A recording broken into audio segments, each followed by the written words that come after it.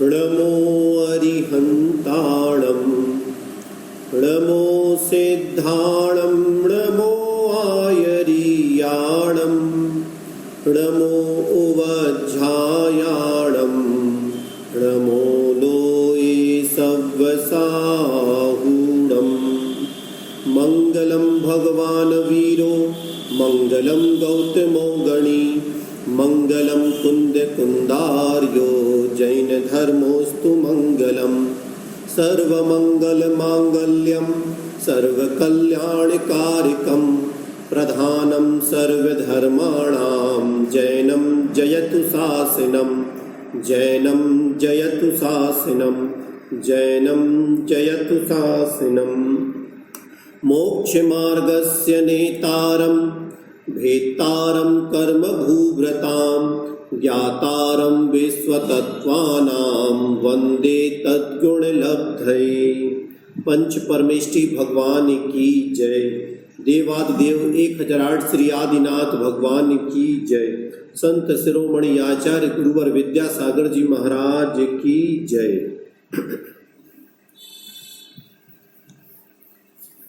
चलिए, तो तत्वार सूत्र ग्रंथराज का हम लोग 8वां अध्याय पढ़ रहे थे। प्रकृति बंध के जो 8 मूल भेद बताए थे, 8 कर्म, ज्ञानावर्णी इत्यादि, उसमें हम प्रत्येक के उत्तर भेद पढ़ रहे थे, जिसमें हमने मति ज्ञान के मतलब ज्ञानावर्णी कर्म के मति ज्ञान वर्ण इत्यादि 5 भेद पढ़े थे। फिर हमने दर्शनावर्ण कर्म के चक्षु अचक्षु अवधि इत्यादि हमने 9 भेद पढ़े थे। और वेदनी कर्म के हमने साता और असाता रूप 2 भेद पढ़े थे। उसके बाद हम मोहिनी कर्म का वर्णन पढ़ रहे थे।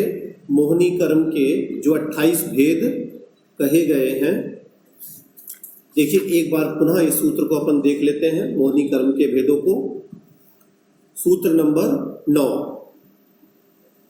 दर्शन चारित्र मोहनिया कसाय कसाय वेदनी वेदनीयाख्यास त्रिद्वि नव षोडश भेदा सम्यक्त्व मिथ्यात्व तदुभयान्य कसाय कसायौ हास्य रत्य रति शोक भय जुगुप्सा स्त्री पुन नपुंसक वेदा अनंतानुबंध्य प्रत्याख्यान प्रत्याख्यान संजलन विकल्पाश्चैकसः क्रोधमान माया लोभा। तो यहाँ पर दर्शन मोहिनी कर्म के 28 भेद बताए गए हैं। शुरू में लिखा हुआ है दर्शन चारित्र मोहनीय। दर्शन मोहिनी और चारित्र मोहिनी ये 2 प्रमुख भेद हैं। फिर लिखा है अकसाय कसाय वेदनी, अकसाय वेदनी और कसाय वेदनी। फिर ये चारों शब्दों के क्रम से भेद लिखे हैं। त्रिद्वि नव षोडश भेदा, अर्थात दर्शन मोहिनी के त्रि मतलब 3 भेद, चारित्र मोहिनी के द्वि मतलब 2 भेद, अकसाय वेदनी के 9 मतलब 9 भेद और कसाय वेदनी के षोडश मतलब 16 भेद होते हैं। अब क्रम से ये 3, 2, 9 और 16 लिखा है, उनके नाम गिना रहे हैं। तो दर्शन मोहिनी के 3 भेद कौन कौन से हैं? तो सम्यक्त्व मिथ्यात्व तदुभयान्य। तो सम्यक्त्व से यहाँ पर सम्यक प्रकृति लेना है, सम्यक प्रकृति, फिर मिथ्यात्व और तदुभय से अर्थात दोनों की मिश्र अवस्था सम्यक मिथ्यात्व लेना है। फिर लिखा है अकसाय कसायौ। जो दो भेद किए गए हैं चारित्र मोहिनी के, वो 2 भेद यही हैं, अकसाय और कसाय। फिर जो 9 भेद हैं वो अकसाय वेदनी के हैं, हास्य रति अरति शोक भय जुगुप्सा स्त्री पुरुष नपुंसक वेद। तो ये 9 कसाय हैं।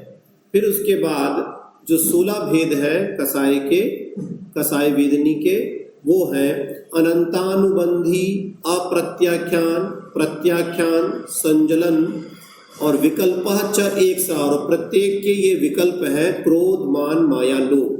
अर्थात अनंतानुबंधी क्रोध मान माया लोभ, अप्रत्याख्यान क्रोध मान माया लोभ, प्रत्याख्यान क्रोध मान माया लोभ और संजलन क्रोध मान माया लोभ। तो इस प्रकार से यहाँ पर टोटल जो भेद बनते हैं वो 28 बनते हैं। कल हमने समझा था कि जिस कर्म के उदय से हमारा सम्यक दर्शन का भाव नहीं होता है, मतलब हमारा जो सम्यक्त्व का गुण है वह प्रकट नहीं हो पाता, वह है दर्शन मोहनी कर्म।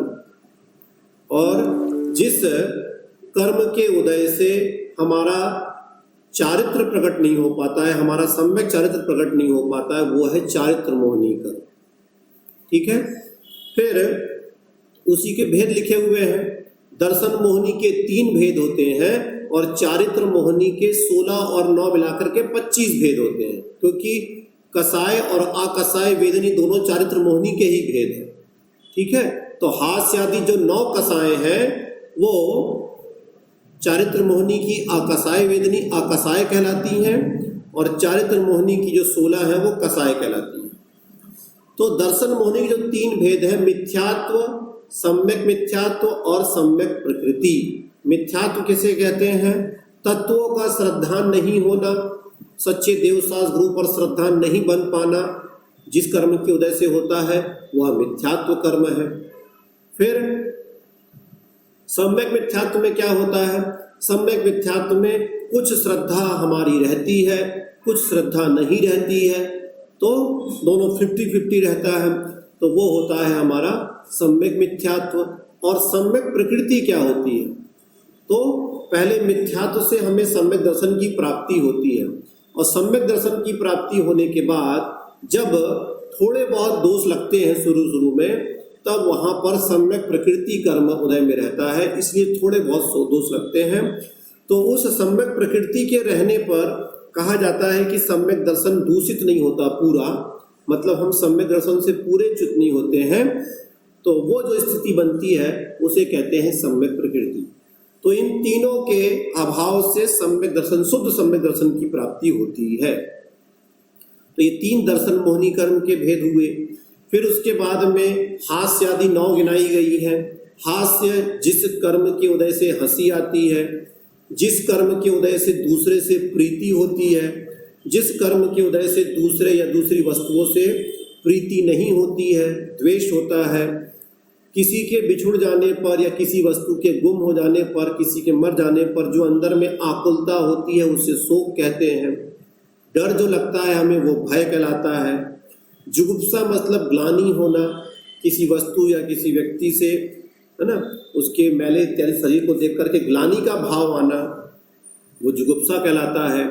और स्त्री पने का गुण होना स्त्री वेदी, पुरुष पने का गुण होना पुरुष वेदी, और दोनों की मिश्र अवस्था होना नपुंसक वेदी कहलाता है। फिर इसके बाद हमने पढ़ा था अनंतानुबंधी क्रोध मान माया लोभ। तो अनंतानुबंधी कसाय क्या कहलाती है? जो हमें सम्यक दर्शन नहीं होने देती। सम्यक्त्वाचरण चारित्र इसको कहा जाता है, ये चारित्र की घात करने वाली है। तो कौन सा चारित्र घाती है? तो कहते हैं जो सम्यक दर्शन के सहित जो चारित्र होता है उसे आचार्य ने नाम दिया है सम्यक्त्वाचरण चारित्र। अर्थात सम्यक्त्व के रहने पर जो वो क्रियाएं करता है, सम्यक दृष्टि भी बहुत सारी क्रियाएं करता है, यद्यपि वो व्रती नहीं है क्योंकि वो व्रत की श्रेणी में नहीं आया अभी उसका, लेकिन नियम तो बहुत सारे हैं, बहुत सारी चीज़ों का त्याग होता है। क्योंकि व्रत तो कहा गया है कि जब हम 5 पापों का एक देश त्याग करेंगे तभी अणुव्रत शुरू होगा। उसके जो पहले के जो व्रत है वो सब नियम है, सामान्य नियम, उनको व्रत की श्रेणी में नहीं रखा गया है। व्रत की परिभाषा क्या बनी है? 5 पापों का एक देश त्याग करना व्रत है। अगर आप सिर्फ अहिंसा का पालन कर रहे हो, सत्य का नहीं कर रहे, असत्य अचौर्य का नहीं कर रहे, तो आप व्रती नहीं माने जाएंगे। तो व्रती किसे कहा गया है? जो पूरे 5 पापों का एक देश त्याग कर देता है वही अणुव्रती है। ठीक है, या दूसरी प्रतिमा कह लें आप। दूसरी प्रतिमा जो व्रत प्रतिमा कही जाती है वहां से अणुव्रती प्रारंभ होता है। और हम बात कर रहे हैं दर्शन प्रतिमा वाले की, जो सिर्फ सम्यक दृष्टि है। तो सम्यक दर्शन सहित भी तो बहुत सारे नियम होते हैं, सम्यक दृष्टि भी बहुत सारे नियमों का पालन करता है। तो सम्यक सहित जो आचरण होता है, उस आचरण को, अर्थात यही कह लो कि सम्यक दर्शन को जो कसाय नहीं होने देती, उसे हम कहते हैं अनंतानुबंधी कसाय। जब तक अनंतानुबंधी नहीं जाएगी तब तक सम्यक दर्शन की प्राप्ति नहीं होती। तो सम्यक दर्शन प्राप्त होने के लिए तीन दर्शन मोहिनी की जो तीन प्रकृतियां हैं, उनका अभाव होना चाहिए, और साथ साथ में अनंतानुबंधी क्रोध मान माया लोभ, इन 7 प्रकृतियों के अनुदय रहने पर या अभाव हो जाने पर, है ना, अनुदय रहने पर, कुछ समय के अंदर रहने पर जो हमारा भाव बनता है उसे हम सम्यक के भाव कहते हैं, सम्यक दर्शन भाव कहते हैं। फिर आता है अप्रत्याख्यान। तो जिस कसाय के उदय से हमारा संयम रूप, मतलब एक देश संयम रूप, अणुव्रत रूप भाव नहीं बन पाता, वो कसाय कहलाती है अप्रत्याख्यान। और जिस कसाय के उदय से हमारा महाव्रत रूप भाव नहीं बन पाता, हम मुनि नहीं बन पाते, वो होता है प्रत्याख्यान। और जिस कसाय के उदय से हमारा वास्तविक स्वरूप, हमारा वास्तविक चारित्र, जिसे यथाख्यात चारित्र कहा गया है, उसकी प्राप्ति नहीं हो पाती, वो होती है संजलन कसाय। तो इस प्रकार से ये 4 कसाएं हमने कल समझी थी, और हमने इसकी मर्यादा भी समझी थी कि यदि हम किसी कसाय को हमने किया, आज किया, वो आज तो हो जाती है और ख़त्म भी जाती है, लेकिन मन में कहीं ना कहीं वो भावना हमारी बस जाती है। तो जो भावना बस जाती है उसी को बैर कहा गया है। तो वो बैर बहुत अधिक समय तक नहीं होना चाहिए। यदि 6 काल से ऊपर का बैर हो जाता है तो वो अनंतानुबंधी कसाय कहलाती है। अनंतानुबंधी कसाय का समय है 6 महीने से ऊपर से लेकर के अनंत काल तक, और वो अनंत काल तक का बैर हम बांध सकते हैं, और यदि हम उस बैर को बांध के रखेंगे तो उसे हम फिर चुकाते रहेंगे। फिर उसके बाद में जो अप्रत्याख्यान कसाय है, इसका उत्कृष्ट काल बताया गया है 6 महीने, 6 महीने तक, 6 महीने से ऊपर नहीं। सबका जघन्य काल अंतर मुहूर्त है, और इसका उत्कृष्ट ठहरने का काल है ये अंतर मुहूर्त, जघन्य भी और उत्कृष्ट भी। तो प्रत्याख्यान कसाय जो है वो 15 दिन तक रह सकती है, अप्रत्याख्यान कसाय 6 महीने तक रह सकती है, और अनंतानुबंधी अनंत काल तक, 6 महीने से ऊपर से लेकर के अनंत काल तक वो विद्यमान रह सकती है। तो इस प्रकार से हमें समझना चाहिए। कल हमने बात की थी कि इसलिए हम 6-6 महीने में क्षमावाणी पर्व मनाते हैं, 3 बार मनाते हैं वैसे तो, जिससे कि हमारा किसी के साथ यदि कोई रंजिश हो गई हो तो वो उसको हम वहीं पर समाप्त कर लें। तो इस प्रकार से हमने यहाँ पर मोहिनी कर्म के इन 28 भेदों को समझा। चलिए अगला सूत्र देखें, आयु कर्म के भेद। नारक तैर्यग योन मानुष दैवानी। नारक तैर्यग योन मानुष दैवानी, अर्थात नारक, तैर्यग मतलब तिर्यंच योनि, और मानुष मतलब मनुष्य, और देव। तो ये आयु के 4 भेद कहे गए हैं, नारक, तिर्यंच योनि और मनुष्य और देव। तो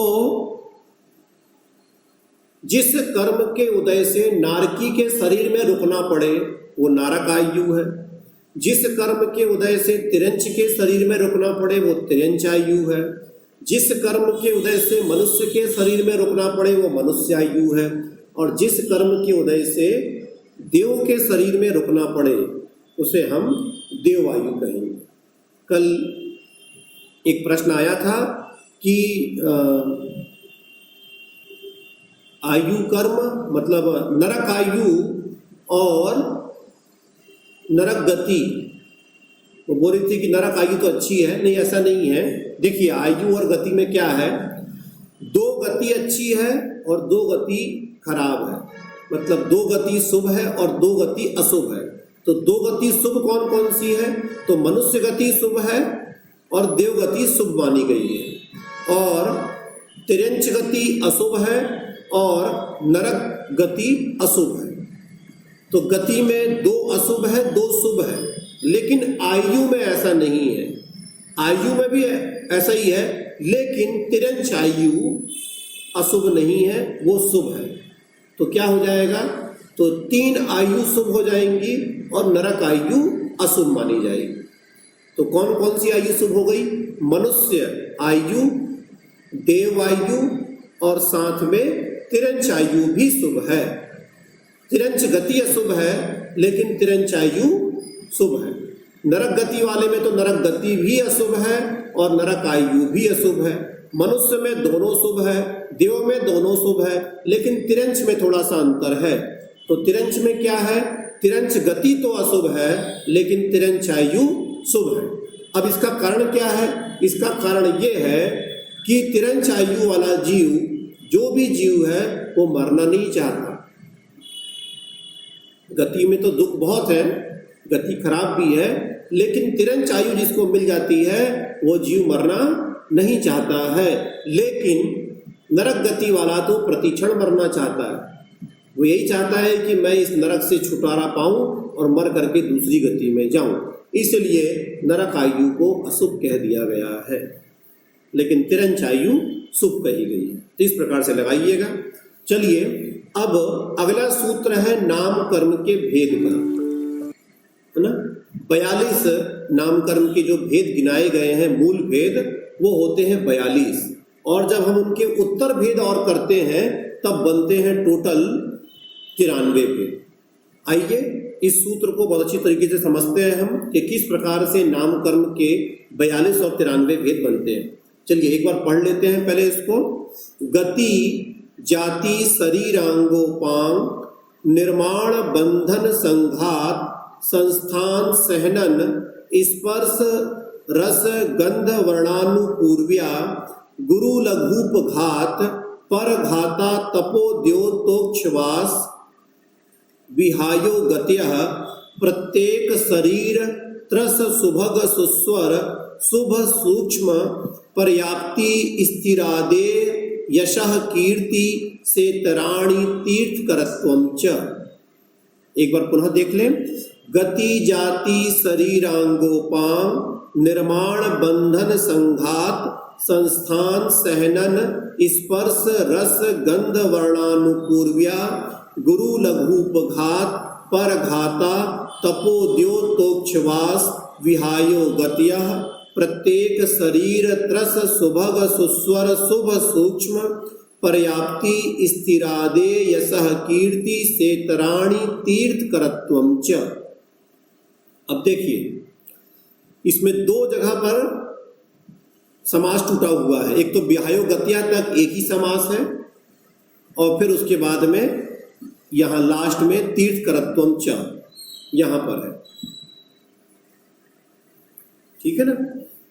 सेतराणी के बाद टूटा है और फिर तीर्थकरत्वं च, ऐसे है।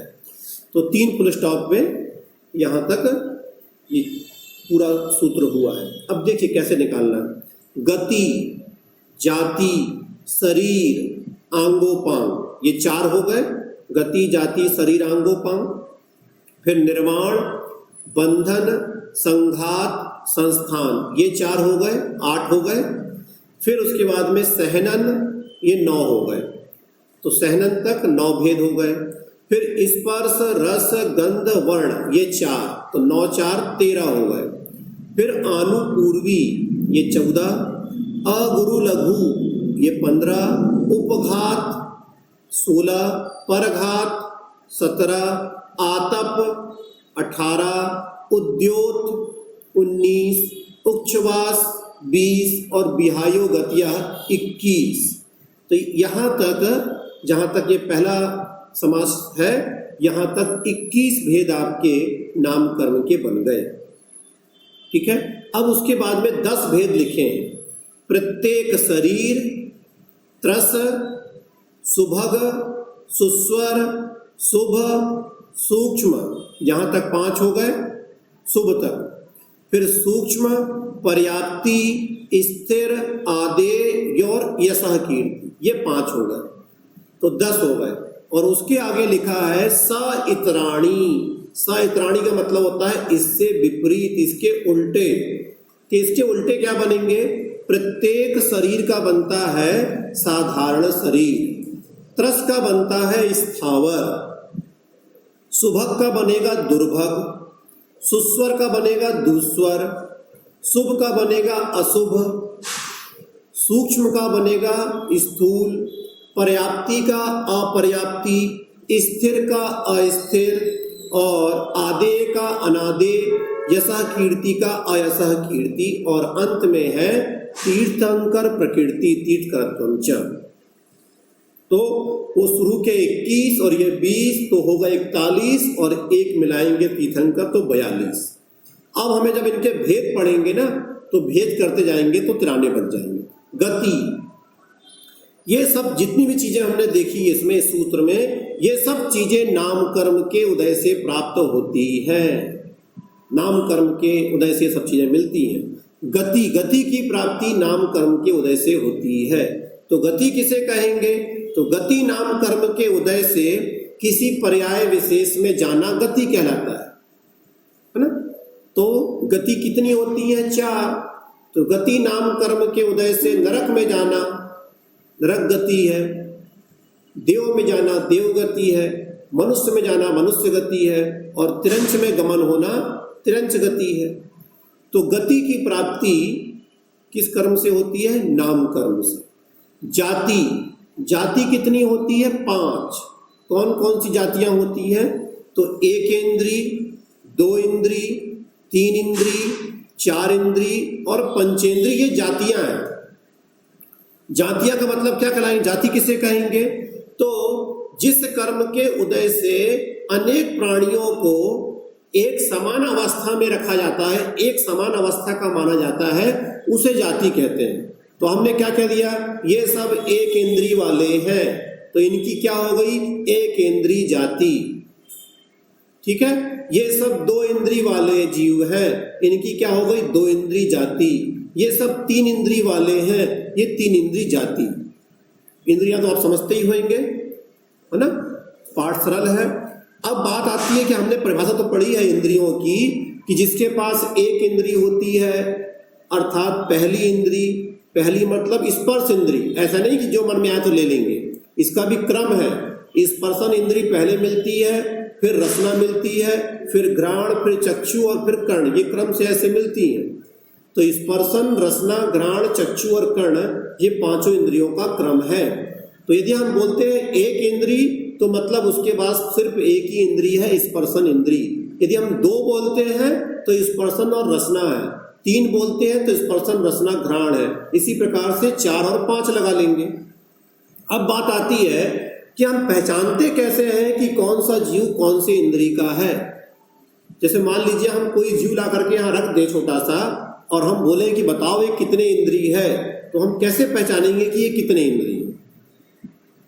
अब हम उसके आंख, मुंह, पैर तो सब देखते बैठते नहीं है, हमको दिखते भी नहीं है, तो फिर कैसे पहचानेंगे? जैसे चींटी है, उसको बोलते हैं वो 3 इंद्री है, मतलब उसके पास स्पर्शन है, रसना है और घ्राण भी है, नाक भी है। तो आपने कभी देखी क्या उसकी नाक है, उसका मुंह है? खाती है तो समझ तो जाता है कि हाँ मुंह तो होगा, लेकिन नाक तो कहाँ से दिखेगी? तो देख तो सकते नहीं हम, लेकिन परिभाषा तो वही है कि जिसके पास क्रम से इंद्रियां जितनी हैं वो उतने इंद्रिय जीव है। पहचानने का तरीका ये है कि आप देखना, जो बस इतने साइज के, तो जो छोटे छोटे जीव अपने पेट के बल जमीन में रेंग के चलते हैं वो 2 इंद्रिय पहचान का तरीका है।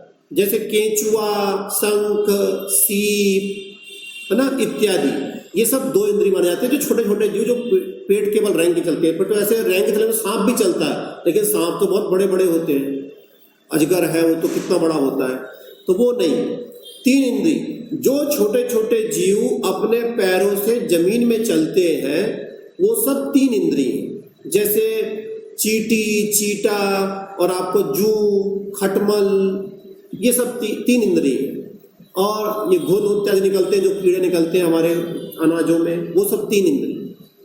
उसके बाद 4 इंद्री, जो छोटे छोटे जीव, मतलब आप तितली को हाईएस्ट मान लें, तितली तक ही रहते, उससे बड़ा तो होते ही नहीं। तो तितली आप समझ लो, तितली बहुत बड़ी हो जाती है फिर भी, तो उससे हाईएस्ट नहीं। तो तितली तक के जो हैं वो जितने छोटे छोटे जीव हैं, जैसे मच्छर, मक्खी, टिड्डा, टिड्डी, तितली, ये सब, और जितने वो लाइट में कीड़े आते हैं पंखी वाले, वो सब, तो छोटे छोटे जीव जो होते हैं, भौरा इत्यादि, ये सब 4 इंद्रिय होते हैं। उसके बाद अब तो बाकी 5 तुमको मालूम ही है कि 5 इंद्रिय कौन है। तो जितने भी जानवर हैं, पक्षी हैं, प्राय करके सब, मनुष्य, देव, नारकी, ये सब पंचेंद्रिय हैं। तो इस प्रकार से हम पहचान कर सकते हैं। तो ये 5 प्रकार की जातियों में पूरे लोक के जीवों को बांट दिया गया है, एक इंद्रिय से पंचेंद्रिय जाति। तो जिसकी जो जाति कर्म का उदय रहता है, नाम कर्म का, वो उसमें जाता है। शरीर नाम कर्म, तो जन्म होता है तब हमको शरीर की प्राप्ति होती है। पहले हमारे गति नाम कर्म का उदय होता है, तब हमारा गति में गमन होता है। फिर हमको एक इंद्रिय जातियां मिलती है कि हमको कौन से इंद्रिय बनना है, फिर वो हो जाता है। फिर उसके बाद हमको शरीर मिलता है, ठीक है। तो शरीर मिलता है, तो शरीर कितना क्या होता है, तो शरीर होता है 5 प्रकार का। कौन कौन सा? औदारिक शरीर, वैक्रियक शरीर, आहारक शरीर, तेजस शरीर और कार्मण शरीर, ठीक है ना। तो ये 5 प्रकार का शरीर कहा गया है। तो हम सबका औदारिक शरीर है। तो जिस कर्म के उदय से औदारिक शरीर की रचना होती है, वो होता है औदारिक शरीर नाम कर्म। तो जितने भी मनुष्य हैं और तेंच हैं, सबका औदारिक शरीर होता है। उसके बाद आइए वैक्रियक शरीर। तो जिस कर्म के उदय से विक्रिया करने वाला शरीर प्राप्त होता है, उसे वैक्रियक शरीर कहते हैं। तो ये जो होता है समस्त देवताओं के और समस्त नारकियों के वैक्रियक शरीर होता है। आहारक शरीर जो होता है, वो 6वें गुणस्थानवर्ती विशेष अधिकारी मुनिराजों के जो मस्तक से एक हाथ का पुतला निकलता है, उसे उसे आहारक शरीर कहते हैं। तो वो आहारक शरीर होता है। और तेजस जो शरीर इन उपरोक्त तीनों शरीरों को कांति प्रदान करता है, चमक देता है, उसे तेजस शरीर कहते हैं। और कार्बन शरीर अर्थात प्रत्येक आत्मा में जो संसारी आत्मा है, उसमें जो कर्मों का पुंज बंधा हुआ है, वो एक प्रकार का कार्बन शरीर है, तो उसको कार्बन शरीर कहा गया है। तो इस प्रकार से शरीर 5 हो गए। फिर उसके बाद आता है आपका शरीर के बाद में आंगोपांग, ठीक है। आंगोपांग, तो आंगोपांग क्या होते हैं? जिस कर्म के उदय से शरीर में अंग और उपांगों की रचना होती है, उसे आंगोपांग कहते हैं। तो अंग कितने कहे गए हैं? अंग 8 कहे गए हैं। 8 अंग हैं। कौन कौन से? 2 हाथ, 2 पैर, और उसके बाद में ये सामने का वक्षस्थल और पीठ और मस्तिष्क और नितंब, ठीक है। 2 हाथ, 2 पैर, पीठ और वक्षस्थल, सामने का छाती समझ लीजिए, और मस्तिष्क, सिर और नितंब वाला स्थान। तो ये 8 अंग कहे गए हैं। और इनमें जो उंगलियां बनी रहती हैं, है ना, ये उंगलियां हैं, जैसे मुंह में नाक है, आंख है, कान है, ये सब उपांग कहलाते हैं, ठीक है। तो सिर में नाक, कान, आंख, ये उपांग है। हाथ में ये उंगलियां हैं, पैरों में जो उंगलियां हैं, इन सबको उपांग कहा जाता है। और ये जो बड़े बड़े अवयव से शरीर बना है, इनको अंग कहा जाता है। तो ये अंग और उपांगों की रचना जिस नाम कर्म से होती है, वो होता है आंगोपांग नाम कर्म। आंगोपांग 3 ही होते हैं। क्यों 3 होते हैं? क्योंकि ये 3 शरीर के ही होते हैं। कौन कौन से? तो औदारिक शरीर आंगोपांग, और फिर वैक्रियक शरीर आंगोपांग और आहारक शरीर आंगोपांग। तेजस और कार्बन में अंगोपांग नहीं होते। चलिए अगला आइए, आंगोपांग के बाद में है निर्माण। निर्माण किसे कहते हैं? तो जिस कर्म के उदय से अंग और उपांगों की यथा स्थान और यथा आकार रचना बनती है, वो होता है निर्माण। सब एक दूसरे से जुड़े हुए हैं, अगला वाला पहले वाले के आश्रय से होता है, ठीक है। तो क्रम से चलना है आपको। पहले गति, फिर जाति, फिर उसके बाद में गति जाति के बाद में फिर आपको शरीर मिलेगा, फिर आंगोपांग बनेंगे, फिर आंगोपांग के बाद में निर्माण की क्रिया होएगी, तो क्रम से होती है। तो निर्माण किसे कहेंगे? निर्माण का मतलब होता है बनना। तो क्या बनेगा? तो जिस कर्म के उदय से शरीर में जो अंग उपांग बनना है वो यथा स्थान और यथा प्रमाण, यथा आकार बनते हैं, उसे निर्माण नाम कर्म कहा गया है। कि भैया आंख बननी है तो इतनी ही बनेगी।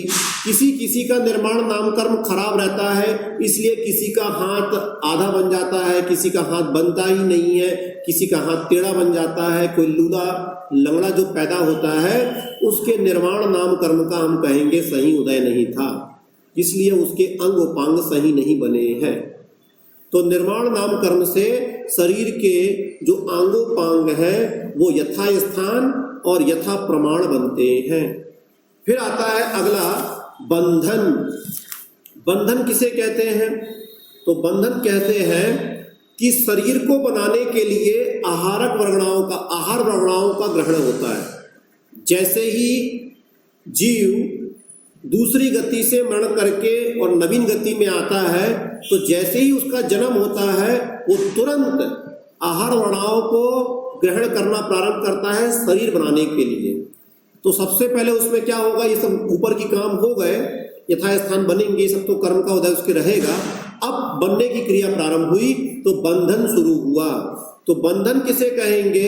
तो जिस नाम कर्म के उदय से शरीर बनाने के लिए आहार पुद्गल स्कंधों का या आहार पुद्गल वर्गणाओं का ग्रहण हो करके उनमें आपस में बंधन होता है, उसे हम कहते हैं बंधन नाम कर्म। जैसे हम दीवार जोड़ते हैं तो दीवार जोड़ने के लिए पहले हम ईंटा रखते हैं, फिर उसमें मसाला लगाते हैं, फिर ईंटा रखते हैं, फिर मसाला लगाते हैं, तो जुड़ते जाती है। वैसे ही वो आपस में जुड़ते जाते हैं। तो ये होता है बंधन नाम कर्म। और बंधन सभी का है, पांचों के लिए बंधन कहा गया। यहाँ पर औदारिक शरीर का भी बंधन है, वैक्रियक शरीर का भी बंधन होता है, आहारक का भी होता है, और तेजस का भी और कार्मण का भी बंधन कहा गया है। ठीक है। अब आते हैं बंधन के बाद में संघात। संघात का मतलब होता है उसको छिद्र से रहित कर देना। बंधन में जैसे हम मसाला जोड़ते हैं तो थोड़ा बहुत जगह पर उबड़ खाबड़ रहता है या फिर कहीं कहीं पर छेद से दिखते रहते हैं। तो संघात में क्या करता है? संघात नाम कर्म के उदय से जो शरीर का बंधन हुआ है उसको छिद्र रहित अर्थात अच्छी प्रकार से उसको बांध देता है, उसे कहते हैं संघात। ठीक है। तो जिस कर्म के उदय से छिद्र रहित परस्पर संबंध को वो आहार वर्णाएं प्राप्त हो जाती हैं, अर्थात शरीर अच्छी ठोस तरीके से बन जाता है, उसे कहते हैं बंधन संघात नाम कर्म। ठीक है। फिर इसके बाद में इसके भी 5 भेद बन जाएंगे, पांचों शरीर के 5 भेद उसी प्रकार से लगा लीजिएगा। फिर उसके बाद में आइए संघात के बाद में संस्थान। तो संस्थान कितने होते हैं? तो संस्थान 6 होते हैं। संस्थान का मतलब होता है शरीर का आकार कैसा बनेगा, शरीर की आकृति को कहते हैं संस्थान।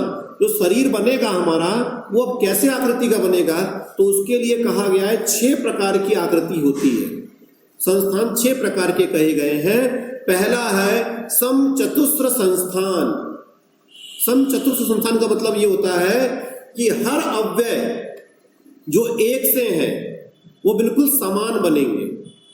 जैसे एक हाथ है तो दूसरा हाथ बिल्कुल बराबर बनेगा, एक कान है तो दूसरा कान बिल्कुल बराबर बनेगा, एक आंख है तो दूसरी आंख बिल्कुल बराबर बनेगी। तो हर अव्यय बिल्कुल सही तरीके से बनना उसे कहते हैं समचतुस्र संस्थान। बिल्कुल सही तरीके से ढलेगा उसे कहते हैं समचतुस्र संस्थान। फिर आता है नैग्रोध परिमंडल संस्थान। नैग्रोध परिमंडल संस्थान का मतलब होता है जिसका ऊपर का हिस्सा तो चौड़ा होता है और नीचे का पतला रह जाता है, उसे कहते हैं नैग्रोध परिमंडल संस्थान। का मतलब होता है वटवृक्ष की तरह जो होता है वो नैग्रोध परिमंडल संस्थान है। उसके बाद जो है अगला है स्वाति संस्थान। इसको कहते हैं सांप की बामी की तरह, जो ऊपर से पतला नीचे से चौड़ा होता है। फिर आता है कुब्जक संस्थान।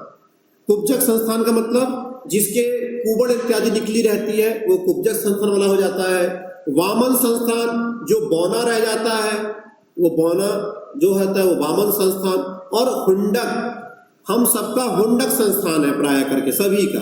हुंडक संस्थान का मतलब होता है बेडोल शरीर रहना, कहीं पर भी कुछ भी बेडोल शरीर का होना, उसे हम कहते हैं हुंडक संस्थान।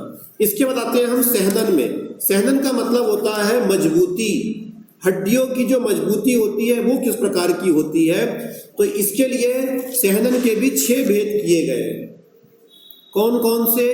तो पहला है वज्र वृषभ नाराज सहनन। पहला वज्र वृषभ नाराज सहनन, सामने लिखा हुआ है वज्र।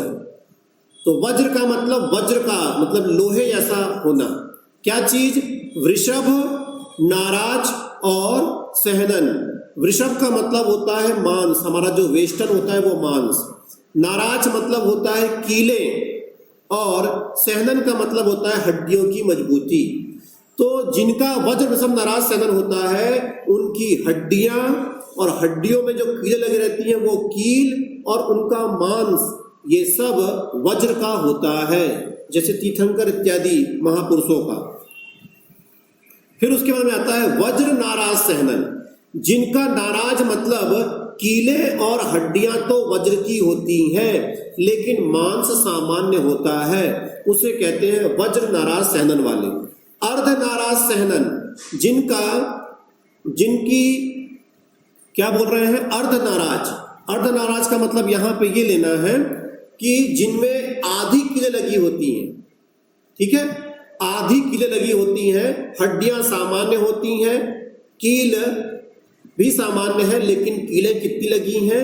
आधी लगी हुई है, मतलब पूरी नहीं ठुकी है। जैसे हम किसी पटिया को ठोकते हैं तो आर पार ठोकते हैं तो बहुत मजबूती आती है, लेकिन आधे तक ही हम प्रवेश कराते हैं तो उतनी मजबूती नहीं रहती। तो उसी प्रकार से ये अर्ध नाराज सहनन वाले जीव होते हैं। कीलित सहनन, कीलित सहनन में क्या आता है? एक नाराज सहनन, नाराज सहनन भी आएगा एक और। हाँ, तो अर्ध नाराज हो गया और फिर नाराज सहनन, नाराज सहनन छूट गया था। तो नाराज में क्या रहता है?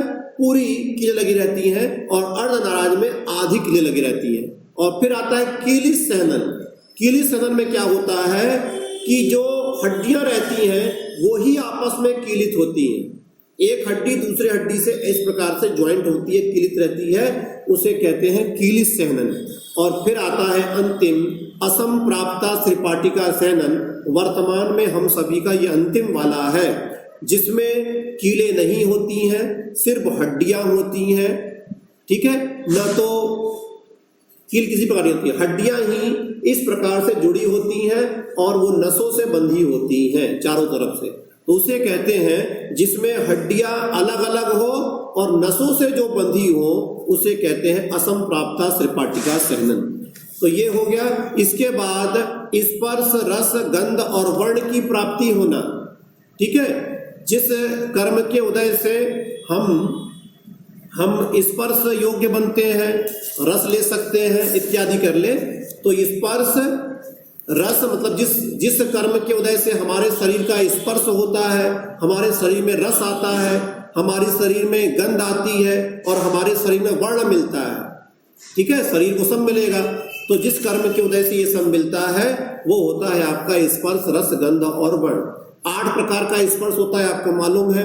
5 प्रकार का रस होता है, 2 प्रकार की गंध होती है और 5 प्रकार का वर्ण और उनके रंगों से मिले बहुत सारे वर्ण। और तो ये सब जिन कर्म के उदय से मिलते हैं वो ये हो जाएगा। फिर आता है आनुपूर्वी। आनुपूर्वी, आनुपूर्वी क्या है? अब सब कुछ तो मिल गया उसको, मिलने के बाद मान लीजिए उसका मरण हुआ, तो मरण होने के बाद फिर से वो दूसरी गति में जाएगा। तो दूसरी गति में जाने के पहले ये जो आनुपूर्वी कर्म है, ये जो उसकी भेद है, ये इसका काम क्या होता है?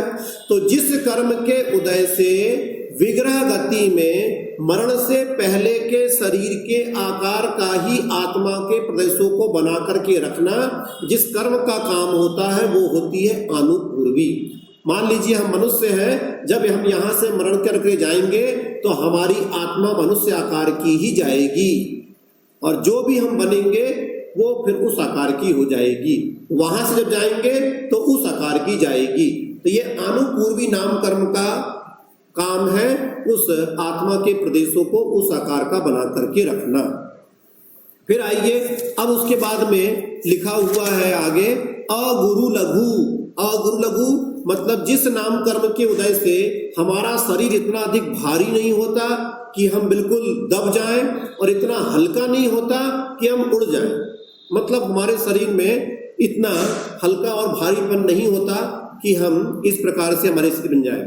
फिर उसके बाद में लिखा है उपघात। उपघात का मतलब होता है जिस नाम कर्म के उदय से अपने ही अंग, है ना, अपने ही अंग अपना घात करने वाले हो जाएं, उसे कहते हैं उपघात नाम कर्म। जैसे बहुत बड़े बड़े नाखूनों का हो जाना ना, जो हमको ही लग जाए, तो ये उपघात नाम कर्म कहा गया है। या फिर जिस नाम कर्म के उदय से हम अपना भी घात कर ले, वो भी उपघात कहा जाता है। परघात मतलब जिस कर्म के उदय से हमारे अंगोपांग दूसरे के घात करने वाले बने, मतलब बहुत अधिक शक्ति आ गई हाथ में या नाखूनों में इत्यादि में, जिससे हम दूसरे को घात पहुंचा पा रहे हैं, तो वो परघात नाम कर्म के कारण होता है। आतप, आतप किसे कहेंगे? जिस नाम कर्म के उदय से आतपकारी मतलब जिससे एक प्रकार की रोशनी आभा निकलती रहती है ना, आतपकारी शरीर की प्राप्ति होती है, चमकता हुआ शरीर, देदीप्यमान शरीर की प्राप्ति होती है, उसे आतप कहते हैं। और उद्योत, जिस नाम कर्म के उदय से उद्योत शरीर में उद्योत की प्राप्ति होती है, वो उद्योत नाम कर्म है। जैसे ये उद्योत बहुत सारे जीवों में होता है, जैसे जुगनू इत्यादि में, या फिर जो जानवरों की आंखें रहती हैं वो चमकती हैं रात में, तो वो सब उद्योत नाम कर्म से उनको प्राप्त होता है। फिर आइए उच्छ्वास। तो जिस नाम कर्म के उदय से शरीर में उच्छ्वास होता है, हम सांस लेते हैं, वो उच्छ्वास नाम कर्म है। विहायोगति, विहायोगति ये दो प्रकार की होती है, प्रशस्त विहायोगति और अप्रशस्त विहायोगति। तो जिस नाम कर्म के उदय से हमारी गति को प्रशस्त कहा जाता है, वो प्रशस्त विहायोगति है। और जिस नाम कर्म के उदय से हम गति जो अशुभ मानी जाती है, तो जितने भी पालतू पशु इत्यादि है जो हमारी गति है, उसे प्रशस्त कहा गया है। और जो जंगली जानवर इत्यादि रहते हैं, उनकी गति को अप्रशस्त कहा जाता है। तो ये इन दोनों में इस प्रकार से अंतर समझिएगा। अब आइए, ये हो गए 21 भेद। अब इसके बाद जो 10 दिए हैं, उनको दोनों को समझेंगे, 10 उनके विपरीत वाले भी। अब आता है प्रत्येक शरीर। तो जिस नाम कर्म के उदय से एक शरीर का एक ही जीव स्वामी होता है, वो होता है प्रत्येक शरीर, है ना। हम सभी का प्रत्येक शरीर समझ लीजिए आप, एक जीव एक ही स्वामी है। तो और जिस नाम कर्म के उदय से एक जीव का मतलब एक शरीर के अनेक स्वामी होते हैं, उसे कहते हैं साधारण शरीर। जैसे जितने भी वनस्पतियां हैं जो जमीन के ऊपर उगती हैं, अधिकांशतः जितनी भी सब्जियां हैं, फल हैं, वो सब प्रत्येक वनस्पति है, उसमें एक एक कण में एक एक जीव है।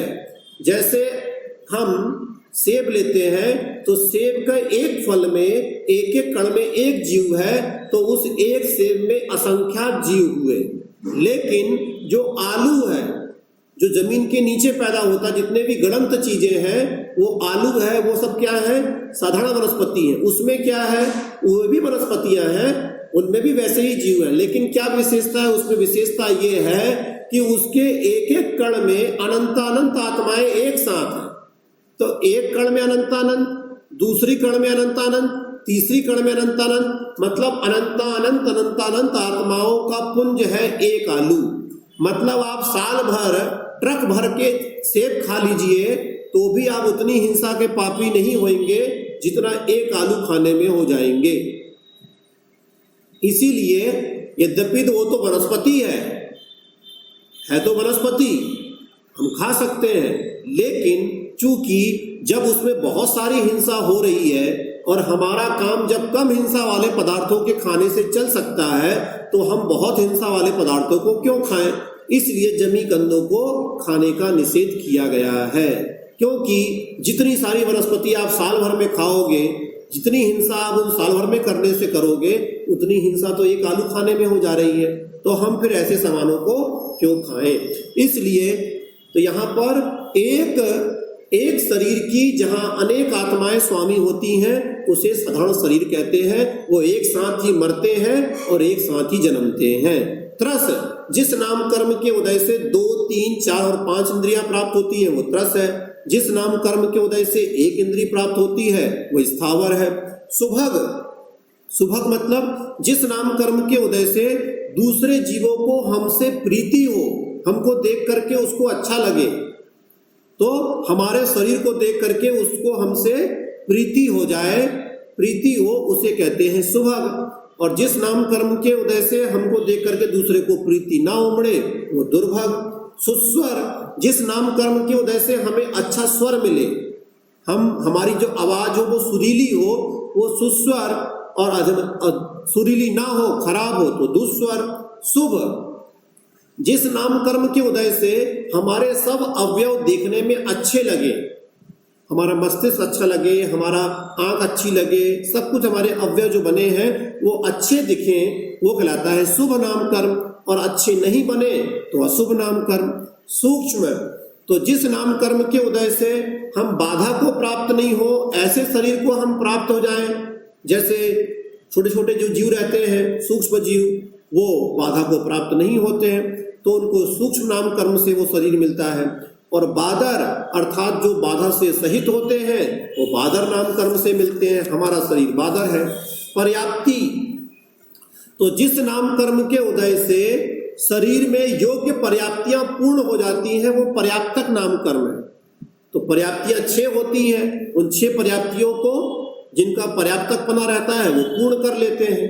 और जो अपर्याप्ति, जिनकी पर्याप्ति पूर्ण नहीं हो पाती एक भी, वो अपर्याप्तक नाम कर्म के उदय वाले हैं। स्थिर, तो स्थिर मतलब जिस नाम कर्म के उदय से जो हमारी 7 प्रकार की धातुएं हैं, रस, रुधिर, मांस, है ना, और मज्जा, हाड़, शुक्र, मैदा इत्यादि, ये सब, और जो उपधातुएं कही गई हैं वात, पित्त, कफ, सिरा, स्नायु, चाम, जठराग्नि, ये स्थिर बनी रहे, इनमें कोई बिगाड़ ना हो, वो होती है स्थिर नाम कर्म। और अस्थिर, जिससे ये अस्थिर बनी रहे वो अस्थिर नाम कर्म। आदेय, जिस नाम कर्म के उदय से शरीर में आभा निकलती है वो होती, प्रभा होती है, वो होती है आदेय नाम कर्म। और जिस नाम कर्म के उदय से आभा न निकले वो अनादेय नाम कर्म। यशा कीर्ति, जिस नाम कर्म के उदय से क्या हो, यश की प्राप्ति हो, हमें यश की प्राप्ति हो, हमारी प्रशंसा हो सब जगह, वो यश कीर्ति नाम कर्म। और अपयश हो, निंदा हो तो ऐसा कीर्ति नाम कर्म। और अंतिम है तीर्थंकर प्रकृति नाम कर्म। तो जिस नाम कर्म के उदय से हम तीर्थंकर पद को प्राप्त हो, तीर्थंकर बनकर के मोक्ष को प्राप्त हो, वो होता है तीर्थंकर नाम कर्म। तो इस प्रकार से हम इन सब उत्तर भेदों को जोड़ेंगे तो 93 नाम कर्म के भेद यहाँ पर बनते हैं। चलिए एक सूत्र और देख लीजिए और फिर अपन बाकी कल करेंगे। जिनको फिर प्रश्न करना है वो प्रश्न कर सकते हैं।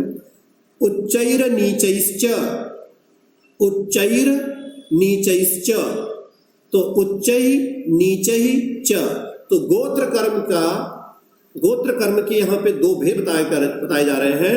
उच्चै मतलब उच्च गोत्र और नीचै मतलब नीच गोत्र।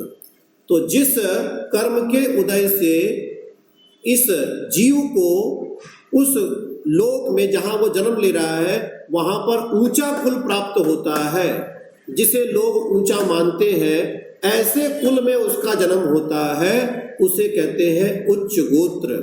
और जिस कर्म के उदय से प्राणी को लोक में निंदा को प्राप्त होने वाले कुल में जन्म मिलता है वो होता है नीच गोत्र।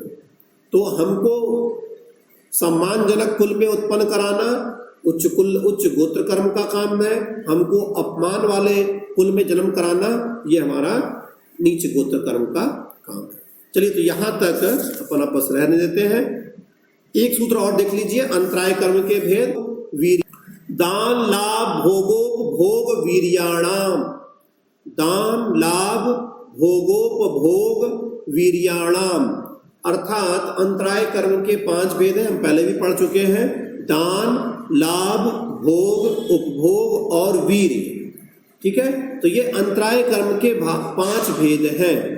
तो पहला हो गया दानांतराय, अर्थात जिस कर्म के उदय से, इसमें 2 चीज लगाइएगा हर में, तो क्या, जिस कर्म के उदय से, सब में 2 चीज लगेगी, देखना, जिस कर्म के उदय से हम दान ना दे पाए, ये भी हमारे दानांतराय कर्म का उदय है।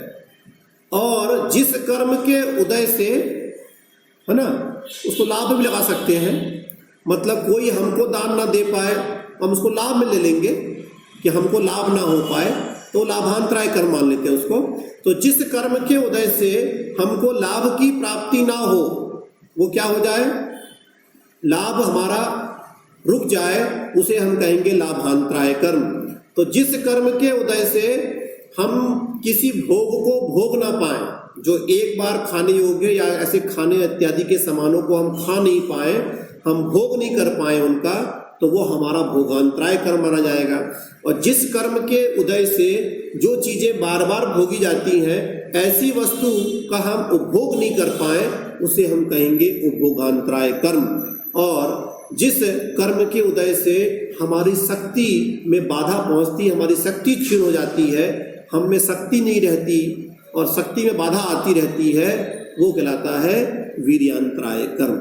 तो इस प्रकार से यह अंतराय कर्म का काम है बाधा उत्पन्न करना इन 5 में। तो इस प्रकार से यहाँ पर हमने जो बंध तत्व का, बंध का हमने जो प्रकृति बंध था, उसके जो ये 8 कर्म थे, उसके ये उत्तर भेद हमने यहाँ पर पढ़े। अब उसके आगे हम कल स्थिति बंध की चर्चा करेंगे कि हर कर्म की कितनी कितनी स्थिति हम बांधते हैं। चलिए, जिनको